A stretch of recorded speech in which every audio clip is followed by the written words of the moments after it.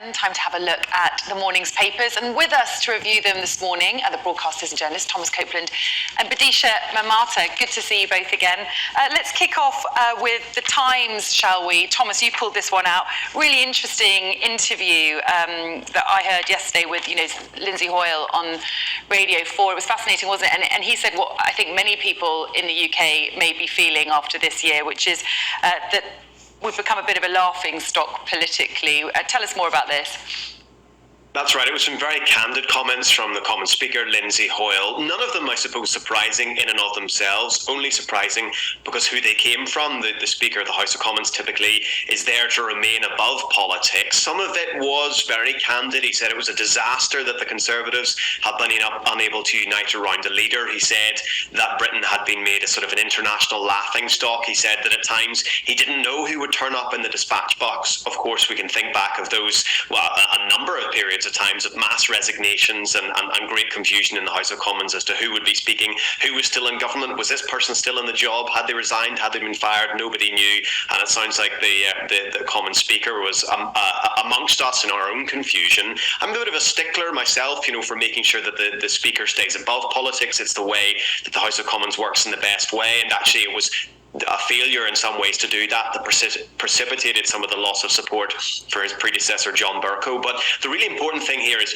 two things. The Commons Speaker is there to stand up for Parliament, stand up for Commons within the Parliament, and stand up for the Commons internationally. And within Parliament, he's been quite firm at times, coming down on the government when they failed to send somebody to the dispatch box, made an announcement before coming to the dispatch box to announce that to the Commons. And of course abroad as well, the fact that Britain's international reputation has taken a hit, that's very well documented and really not disputed at all either.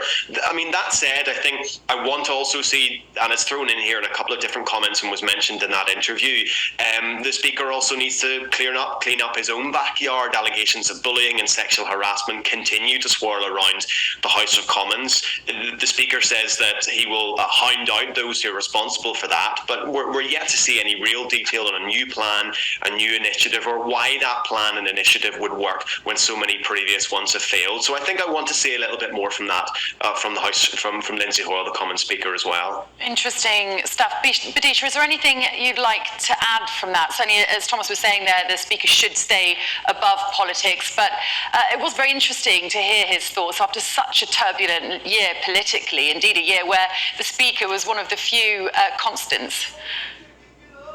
Well, in fact, I completely agree with Thomas's comments about how we need to maintain decorum and protocol within the political system. But I do think a truism of politics is that when you have a very leaky political system, you've got people who shouldn't be speaking out suddenly saying their £10 worth in a newspaper. It indicates that there's a malaise and a dissatisfaction at the heart of government, that people who ordinarily would be silent and very diplomatic about things, even very loyal to their own party, to a fault perhaps, are suddenly speaking up. That means that they have exhausted all internal routes for complaint and that they're really very unhappy about things. Interesting you should mention the dissatisfaction among Parliament. Certainly that is the sense we're getting among the workforce as well, aren't we, with all these strikes across various sectors. And you've pulled out this article in the Eye that Rishi Sunak, it says, must offer jam tomorrow to end the unrest. Tell us more. Yes, it's an interesting headline because it doesn't actually mention jam in the main body of the article. It's a very fascinating analysis, Anne McElvoy, and it seeks into a discussion of what it's going to take to get out of this situation we have of what she calls perma-strife, omni-shambles, constant drama, which in fact Thomas was alluding to. However, the first half of the article is a very fascinating look at the first 62 days of Rishi Sunak's prime ministership. And in fact, he has delivered on the things that he promised, as we were saying, trying to mitigate against, trying to ameliorate the instability, the drama, the laughingstock quality, the idea that UK politics is a bit of a soap opera. He's extremely effective as a chancellor, as we all knew.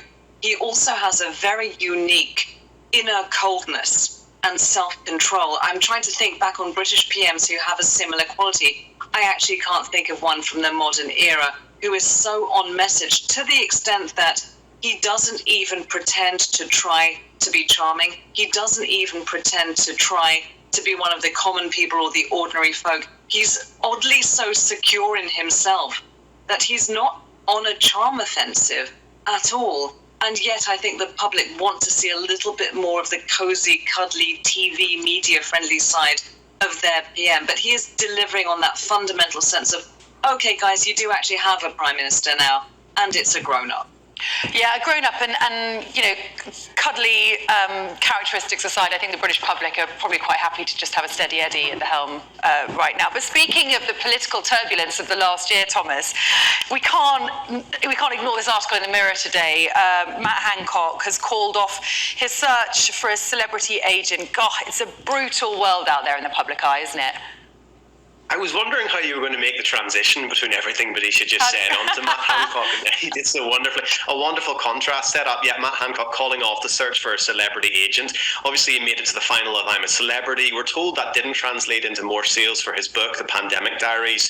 The Mirror reporting that it's only sold a few thousand copies. He's due to step down as an MP pretty soon, not from his own choice. His local association essentially said they wanted him out. They wanted a new MP. They didn't have confidence in him. The Mirror's talked to one PR agent who said that they're not surprised that Matt Hancock reportedly has had trouble getting a PR agent. This PR guru they speak to says that his toxicity is the problem. I'm not entirely sold on that. There are lots of people who make very regular appearances on television who are toxic. PR agents are happy to represent them all the time. I think it's probably just a raw popularity issue. Thomas and Badisha, I'm so sorry. Thanks so much. Paper reviewers, time to get out of here. That was a bit clunky, wasn't it? Thanks so much for this morning. We'll have more on all the news at the top of the hour.